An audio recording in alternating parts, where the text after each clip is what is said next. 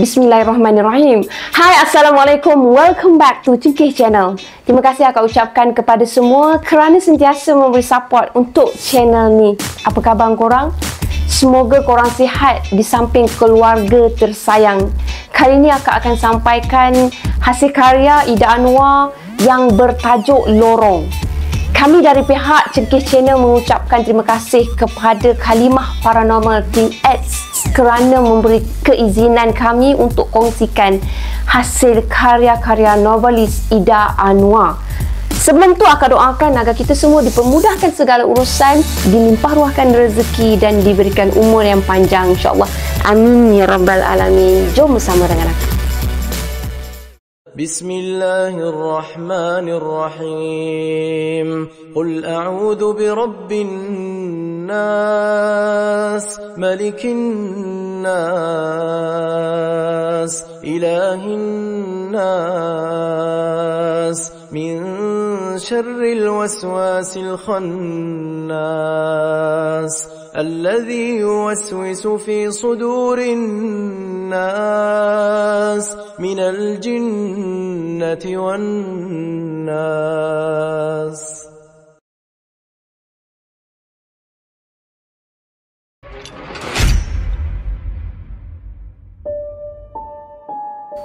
Sebut pasal lorong ni kan, kalau kita diberi pilihan, memang kita tak nak ikut lorong yang kecil. Tapi kalau dah berjalan kaki, memang ikut lorong kecil jugalah kan. Itu jugalah kita celah supaya kita ni cepat sampai. Macam dekat KL lah, betul kan?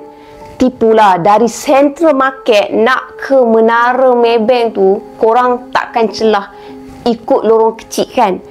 Sebab penulis ni Ida, dia pernah buat lah, makanya dia tahu. Hari ni Ida nak jadi penglipulara lorong pula. Jom kita sama-sama selami kisah lorong.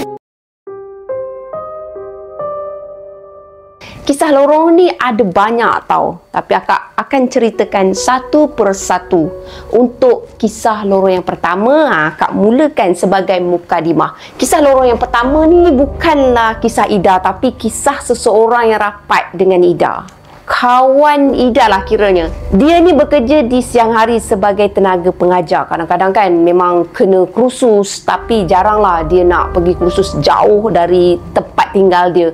So satu hari ni dia balik dah agak lewat, maka lewat jugalah dia basuh kain, lewat jugalah dia buat kerja rumah dia. Almaklum lah, suri rumah ni kan, dia lah bekerja, dia lah balik buat kerja. Jadi malam tu ditemankan oleh anak kecil dia yang berusia 5 tahun macam tu lah.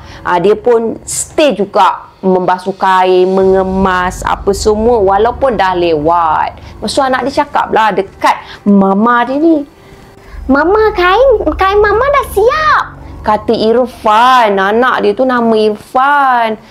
"Tak apa Irfan, biar je. Esok mama jemur." "Tapi mama kata esok mama kena keluar jam 5 pagi. Liza dia tepuk dahi. Allah, mama terlupa. Liza nama gerangan yang dimaksudkan. Dia sebenarnya dia dah terlupa. Esok dia kena berulang lagi untuk pergi kursus. Dah lah time di kursus tu husband dia kena duty 24 jam. Memang dia takkan balik sehingga petang esok. Nasib baiklah Irfan tu anak yang bijak. Dia ingatkan mama dia tu perihal untuk hari esok. "Okeylah Irfan, teman mama sidai baju dekat belakang ya," kata Liza sambil dia usapkan kepala Irfan. "Baik mama." Liza dia ke belakang, dia buka lampu dekat belakang, tapi itulah mentol lampu belakang dah terbakar lah pula. Allah, tiny lah nak terbakar. Macam ni lah jugalah dia nak terbakar. Liza dia merungut lah. Kebetulan jiran sebelah belakang itu tiba-tiba pula buka lampu. Ada jugalah cahaya. Jadilah untuk sidai kain. "Gelap lah mama." "Tak apalah, ada cahaya sikit tu mama boleh je nampak." Liza dia pun sidaikanlah kain yang memang dah siap dibasuh masa tu. Irfan dia bermain dekat tepi Liza. "Mama, Irfan tiba-tiba dia berhenti melompat-lompat. Dia main lompat-lompat seorang-seorang je. Lepas tu dia terpandang dekat hujung lorong dekat rumah Liza tu. Liza dia tak adalah nak peduli dengan apa yang dipandang oleh Irfan. Walaupun perasaan dia tu, dia perasan anak dia tu memang dah tak ada lompat-lompat dah time tu. Sepatutnya kan kita, kalau kita tengok anak kita macam tengok something je kan, lepas tu dah tak ada lompat tu, kita kena alert lah tengok sepatutnya. Tapi Liza dia dah penat, dia banyak kerja nak buat, so dia biarkan. Mama, cuba Mama tengok. Irfan dia tarik baju mama dia tau. Mama, cuba Mama tengok. Mama tengok. Kejap lah, Mama tengah sidai kain ni. Tengoklah Mama, ada orang main dekat situ. Mana ada orang main dekat belakang dah malam-malam ni? Liza dia masih lagi tak pandang ke arah Irfan tau. Nah, Mama ni adalah orang tu pakai baju putih main lompat-lompat. Mama tengok Mama. Mama tengok Mama. Mama tengok. Bila Irfan kata macam tu, Liza dia perlahan-lahan berpusing. Berderau tau darah dia. Dia rasa jantung dia macam nak gugur je. Memang ada makhluk aneh masa tu tengah melompat toin dekat itu. Tak ubah macam mayat dah siap berkapan. Masa tu satu je perkataan yang muncul dalam otak Liza. Abang Jo.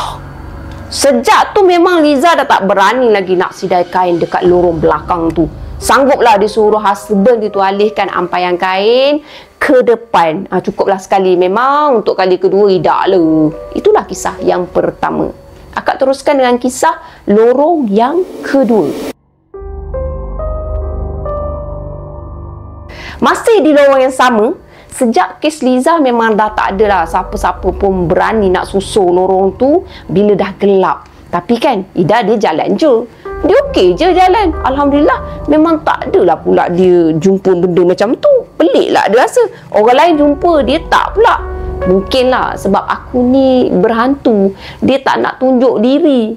Wah, jangan cakap besar. Kalau terjumpa, harus melompat juga jantung tu keluar. Janganlah, jangan sembang besar. Malam tu, Abang Man, ni kisah Abang Man lah dekat lorong tu. Abang Man dia rasa panas sangat.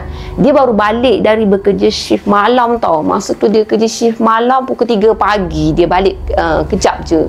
Lebih kurang sejam lah. Dia nak rest kejap, rehat. Pukul 4 tu dia akan pergi semula lah dekat tempat kerja. Kerja dia jaga sekolah. Jadi biasalah kan bila time rehat, dia kerja dekat, so dia boleh balik. So dia balik lah. Lepas Abang Man perkena teh dengan dia makan nasi, kenyangkan perut dia, dia pun bersiap-siap lah nak pergi semula kat tempat kerja. Isteri Abang Man ni dia tak tengok dah Abang Man nak pergi kerja sebab masa tu kan time dah dekat pukul 4 awal pagi. Baik, isteri dia layan mata je, teruskan tidur. Jadi Abang Man dia keluar ikut pintu belakang. Sah-sah lah, memang dekat lorong tu jugalah. Dia akan keluar lorong yang Ida nampak sebelum ni. Masa tu kan, dia tunduk, dia nak pakai kasut. So dia ikatlah tali kasut dia tu dekat situ. Masa tu situasi dia gelap. Jadi dia hanya menggunakan lampu handphone dia, disuluhkan dekat situ bagi nampak terang sikit. So time tu memang tak ada apa-apa lah kan. Lepas je dia pakai kasut, Abang Man ni dia ready nak pergi start motor dia. Tiba-tiba kan dia ada dengar bunyi ada gaya tak? Macam bunyi orang buka pintu. Lepas tu dia tengoklah dekat pintu rumah dia. Kot-kot lah isteri dia nak bangun, nak say goodbye ke kat dia. Tapi tak adalah pula. Tak nampak pun bayang isteri dia tu dekat situ. Lepas tu dia pandanglah sekeliling. Semua memang suasana waktu tu sunyi, dah pagi. Jadi bulu roma Abang Man ni tiba-tiba time tu dia menegak tau. Terasa juga. Walaupun cuaca bukanlah sejuk, tapi dia rasa je dingin je. Dia rasa macam bulu roma dia tegak mencanak macam tu. Lepas tu dia pandanglah dekat hujung lorong rumah dia tu gelap je. Tak ada apa-apa pun yang mencurigakan kat situ. Standard lah lorong tu, memang jarang dibuka lampu. Kat situ memang gelap. Okeylah. Abang Man dia teruskan juga untuk start enjin motor dia. Baru je dia nak start enjin motor dia, dia dengar lagi bunyi yang sama. Dia tunggu lagi. Kali ni dia tengok dekat rumah yang bersebelahan dengan rumah dia. Kira selang sebuah rumah lah. Maknanya bukanlah betul-betul sebelah rumah dia. Dia selang juga. Rumah tu memang dah 5 tahun lah lebih kurang. Tak ada penghuni tau, kosong. Sejak kematian tuan rumah tu memang husband kepada tuan rumah tu dah tak pernah dah balik kat rumah tu lagi walaupun sekali. Jadi korang faham lah, kalau rumah dah tinggal bertahun-tahun, tak tahulah kenapa time tu Abang Man dia syok je tengok dekat rumah tu. Dia pandang juga dekat rumah tu. Tiba-tiba kan, masa dia tengah galik pandang tu, sesuatu keluar dari rumah tersebut macam bentuk orang. Tentulah orang sebab rambut dia panjang, pakai baju labuh, cecah tanah. Orang apa tu? Nampak jelas lah. Kalau hitam lawannya kan putih. Jadi Abang Man tu nampak putih. Sebab bila putih dalam gelap tu kan nampak lebih menonjol. Abang Man dia teringat, rumah tu kan kosong. Macam mana perempuan tu boleh masuk? Slow-slow je perempuan tu tutup pintu. Lepas tu perempuan tu berjalan sehingga ke hujung lorong. Jadi siapa yang berjalan ke hujung lorong tu? Siapa yang keluar tadi? Baju putih, rambut panjang, korang rasa Kak Punti kot. Tak dijelaskan gerangan apakah tersebut. Sama-samalah kita teka ya. Akak pun tak selesai lagi meneka. So, habis untuk story yang kedua. Akak teruskan dengan kisah lorong yang ketiga. Kali ni kisah lorong lain, bukan lorong yang sama. Kisah lorong kali ni berlaku kepada seorang ibu, dikenali sebagai Umi. Anak dia panggil Umi. Ibu kepada Ryan. Ibu kepada Ryan ni, dia masa tu dia nasihatkan anak dia tu, si Ryan, untuk tak melalui lorong jalan pintas untuk pergi ambil adik dia yang baru lepas habis kerja. Dah lewat sangat ni, janganlah ikut lorong belakang tu. Umi melarang Ryan dengan rasa risau. Tak apalah Umi, jalan tu je yang dekat pun. Bahayalah, sebab dekat sangat dengan semak samun. Nanti kotlah ada babi melintas. InsyaAllah. Okey Umi, jangan risaulah. Umi, don't worry. Ryan dia start motor dia. Lepas tu dia mencelah di antara lorong belakang sebelum sampai ke lorong sunyi sepi dekat satu loji kumpulan. Masa tu kan ada sebiji kereta tau. Kereta tu pun sama juga, nak ikut lorong yang sama. Ryan dia rasa lega lah. Tak adalah dia rasa takut nak lalu lorong gelap tu. Alhamdulillah, slow je kereta tu bergerak. Ryan tak kisah asalkan ada kawan. Lagipun kereta Datsun tu dah uzur sangat. Tahun bila lah kereta tu. Bunyi pun macam bising. Bodi kereta putih tu pun macam dah nak luruh. Jadi ikut je lah kata hati Ryan. Sampai dekat satu selekor tu, dia ada lampu jalan dia macam sama-sama macam tu. Dia Ryan kebetulan dia terpandang ke arah pemandu. Dia pandang tu dari posisi dia dari belakang. Mana dia kat belakang, dia pandang ke arah pemandu. Dia tak nampak langsung orang yang drive kereta tu. Pendek benar orang yang bawa kereta ni, tak nampak pula kepalanya. Bisik Ryan dalam hati. Masa tu kereta tu tiba-tiba pula berhenti dekat situ. Rosak ke apa? Ryan dia menyusup ke tepi kereta dekat sebelah pemandu tu. Takkanlah dia nak stay kat situ kan. Dia kena ambil adik dia. Lagipun hajat dia nak tanya pada pemandu tu, kot lah kereta rosak ke, ada masalah ke. Kereta tua kan. Tapi masa dia dekat dengan kereta tu, dia nampak tahu bahawa orang tu nampak. Tapi bila dia lagi dekat, hanya bahu je dia nampak. Maknanya badan je, kepala orang tu tak ada. Cuba korang bayangkan situasi tersebut. Suk-suk sak-sak motor Ryan masuk ke dalam semak. Terkejut punya pasal. Mujurlah tepi bukit. Kalau dekat bawah lereng, mau juga motor dia tu terjun dengan dia dengan motor-motor dia sekali dekat bawah. Bila dia tengok balik semula, dekat arah kereta buruk tu, kereta tu dah raib. Dah tak ada, dah hilang. Orang tak tahu ke mana dah. Cepat betul.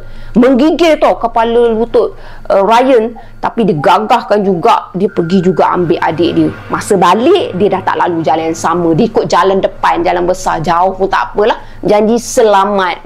Berdarah jugalah kaki Ryan pada malam tu. Umi dah kata jangan. Dah ramai orang terkena. Tahu-tahu masuk fire. Kalau masuk gaung ke, kena hempak motor macam mana? Tak dengar lagi cakap Umi kan? Ryan dia diam. Melawan lagi cakap Umi. Kan dah kena. Sakit dapat, membebel pun dapat.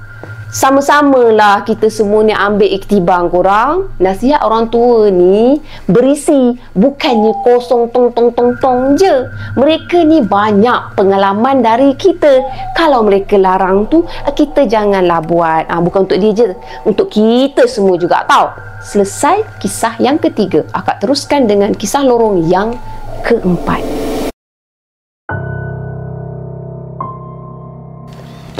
Kisah lorong yang keempat ni, dia ada satu family ni, dia tinggal berdekatan dengan kawasan hutan. Jadinya bila ada time lapang, mereka ni bersihkanlah kawasan hutan dekat belakang rumah mereka.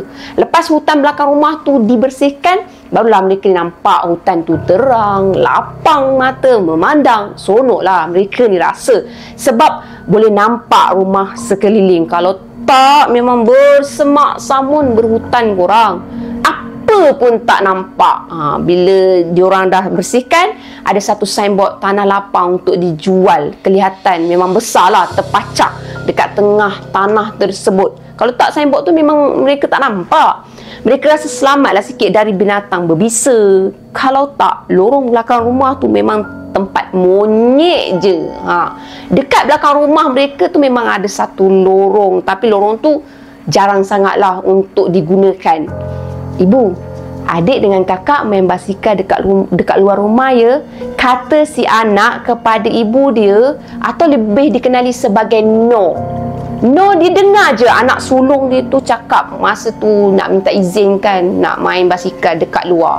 Tapi time tu No ni dia ralik tau main handphone dia. So No dia hanya angguk je kepala, dia tak pandang pun ke arah anak sulung dia tu. Anak-anak dia tu pergi tuju dekat luar kat mana semua, dia memang tak pandang. Kebetulan suami No dia kerja shift petang, dia masuk pukul 7, dia balik pukul 7 pagi esok. So dia pergi awal sikit, dia pergi pukul 6 petang kat tempat kerja. So memang stay No dengan dua orang anak dia dekat rumah pada masa tu. Main punya main anak No ni dah nak masuk dekat dengan maghrib, tapi anak-anak dia ni masih belum masuk tau dalam rumah. Tak berapa lama lepas tu, No dia dengar suara anak dia tu bercakap-cakap. Tahu pun nak masuk. No pun dia sambil-sambil marah tak marah lah, marah sayang kan. No dia pergi, dia nak cari kelibat anak-anak dia, tapi tak jumpa pula. Mana budak-budak ni? Tak ada pun. Masa tu dia ternampak kelibat tau kanak-kanak dekat tepi pintu bilik anak sulung dia tu, si kakak. Dia pun tengoklah kalau budak berdua tu memang ada kat dalam bilik tu. Tapi masa dia tengok tu, bilik tu kosong. Tak ada orang pun. No dia pergi pula lah, dia pergi tengok balik semula dekat depan. Lah, anak-anak masih bermain basikal kat luar. Habis tu, suara siapa tadi bercakap-cakap dekat dalam tadi? Kanak-kanak tadi tu siapa? Bisik hati No tau. Baru dia tahu. No mula rasa tak sedap hati. Lepas tu cepat-cepat dia panggilkan anak-anak dia tu masuk. Masa mereka tu bersiap-siap nak solat maghrib, mereka ada dengar tau bunyi murai, berkicau, bising. Bingit lah pendengaran mereka ni, diikuti dengan bunyi benda berat yang besar jatuh ke atas bumbung rumah mereka. Tiba-tiba je korang. Kawasan tu bukannya kawasan yang ada pokok-pokok besar apa semua, ranting besar, tak ada. Tapi boleh ada sesuatu jatuh atas bumbung dia. Cuba kita bayangkan apakah benda tersebut. Terkejutlah No dibuatnya. No tak tahu apa benda lah yang jatuh. Dia nak tengok tapi tak boleh, dia tak berani, dia takut. nak tengok. Tak habis kat situ. Mereka dalam rumah time tu dia tercium pula bau macam jamu orang yang baru lepas bersalin. Mana pula datang bau jamu ni? No, bukan baru bersalin. Jiran-jiran dia tak ada pula yang baru melahirkan anak. Ish. Bisik hati No lagi. No dia mengadu tau perihal tu kepada kakak dia. No bagi tahulah pada kakak dia ada gangguan dalam rumah tersebut. No dia tanyakanlah kepada pengamal perubatan dan jawapannya yang diterima, Dinah ni sentiasa ada main-main dalam rumah kita. Tu yang kadang-kadang kaki kita bengkak, sakit dengan tak sengaja. Tak terlanggar apa-apa, tapi bila kena macam tu, jangan disapu obat, jangan dibubuhkan ubat panas. Menyeman nanti. Mungkin ke Dinah ni puncanya sejenis jin juga tapi bukan gadis. Hati-hati dengan jin golongan ni. Ada yang sakit kaki dah menyeman, dibawa ke hospital, ubatnya potong tapi penyakit tak juga surut. Atau sebenarnya hutan dekat belakang itulah punca dia. Bila dah tak ada tempat tinggal, jadi benda tu dia nak tumpang tinggal dalam rumah tu. Itulah kalau ikutkanlah kejadian tersebut berlaku selepas mereka ni bersihkan lorong dan hutan dekat belakang rumah mereka tu. Ada logiknya juga dekat situ. Mungkin ia berkaitan. Apa pendapat korang? Akak pun kurang mahir bab-bab macam ni. Sebaiknya lah kita perdengarkanlah ayat suci Al-Quran di dalam rumah untuk menghalang dari gangguan jin dan syaitan, insya-Allah. Selesai untuk lorong yang keempat. Akak teruskan dengan lorong yang kelima.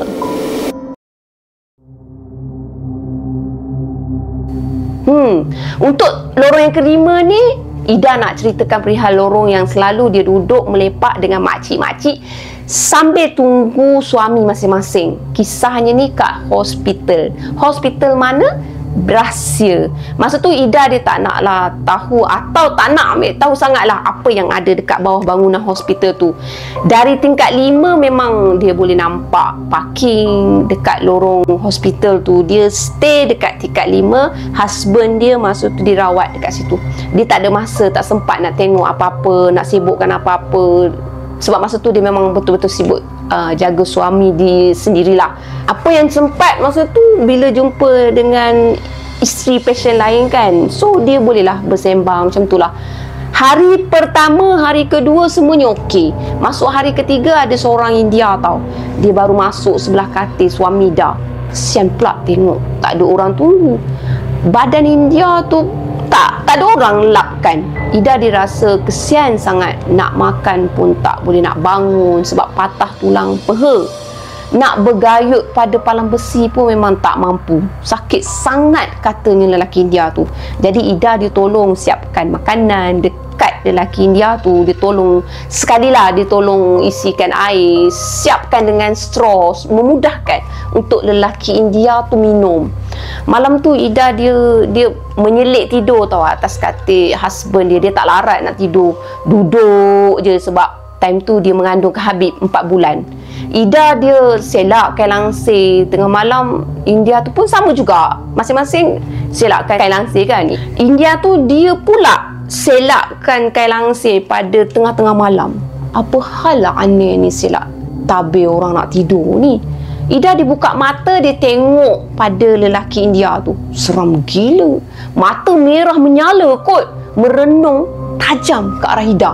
Dah kenapa aneh ni? Aneh, saya tutup langsir lah.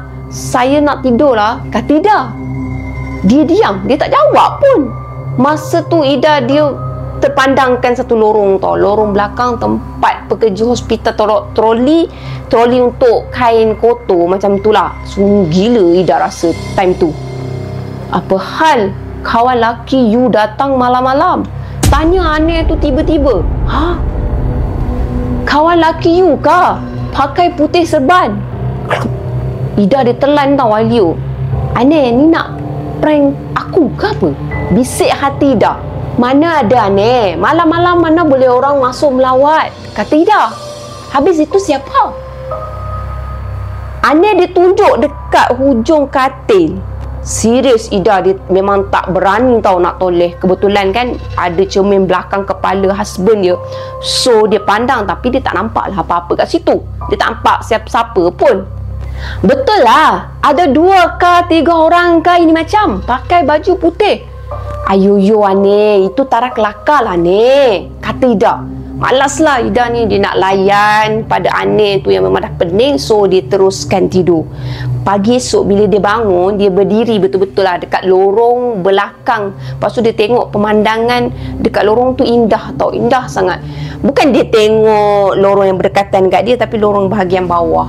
Tiba-tiba kan, betul-betul dekat tempat dia berdiri tu, bangunan bawah tu ada sebiji kereta mayat keluar. Lah, bawah tu je ke bilik mayat? Apa kaitan dengan cerita Ane tu? Ida dia betul-betul dia tak mampulah nak fikir apa-apa time tu. Ane tu nampak siapa malam tadi? Tak ke terfikir 2-3 orang pakai baju serban putih. Baju putih, serban putih. Kalau korang lah, apa yang korang fikirkan? Akak tak dapat nak fikir. So sama-samalah kita cari jawapan. Setakat ni saja kisah yang akak kongsikan pada malam ni. Apa yang baik sama-sama kita ambil jadikan sebagai teladan. Apa yang buruk sama-sama kita ambil jadikan sebagai sempadan. Sebelum akak tutup kisah ni, akak mohon kepada korang semua agar siapa-siapa yang mana nak kongsikan kisah-kisah seram atau mistik sama je kan, kisah-kisah seram dan misteri untuk kami, korang boleh DM pada Cengkeh Channel. Terima kasih korang kerana melayan kisah ni dari awal sampai akhir. Bye, assalamualaikum, bye. Jangan lupa subscribe.